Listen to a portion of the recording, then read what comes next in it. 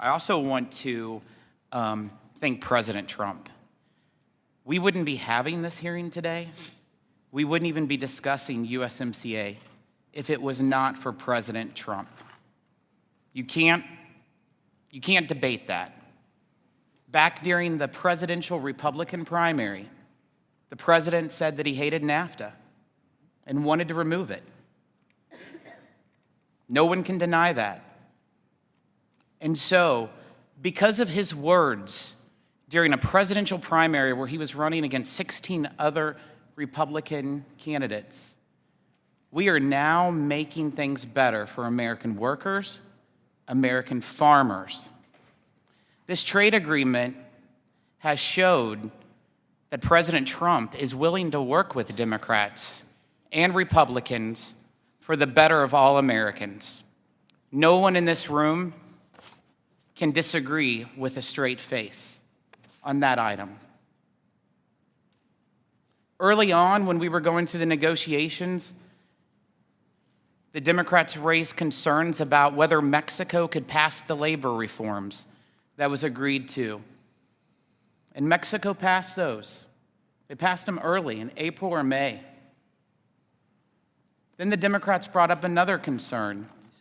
Well, we need to see the ITC report.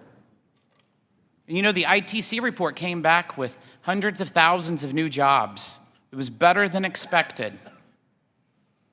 They also told the president, we can't move forward on a trade agreement unless you eliminate the tariffs on steel and aluminum. And in May, the president worked with Democrats to eliminate those tariffs on steel and aluminum. Every step of this process, President Donald Trump has worked aggressively for all Americans, the American farmer, the American worker, the American job creator. And the reason why this hearing is being held today is because one lone presidential primary candidate in 2015 stood up and said that NAFTA was no good and we need to rip it up. If you talk to the leaders of Canada and Mexico, they will tell you no other president could have brought Canada and Mexico to the table like President Trump. So there's no doubt about it. This is a victory for all Americans, but this is a victory for Donald Trump, Republicans and Democrats. It's red, white, and blue, like Representative Kelly just said. What I do have concerns with is why is it this week that we are voting on this agreement? Is it because the same person who brought this agreement to the table, Speaker Pelosi, is also trying to impeach him? That's unfortunate. Seems to me that it's very political. Any political pollster will tell you that when you impeach a president, the biggest concern amongst independents is if there's chaos in government.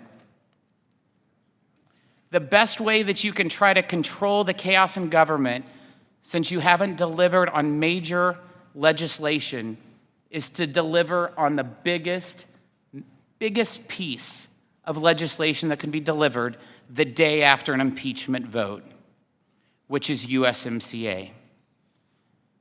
I've always lived by the motto, people before politics.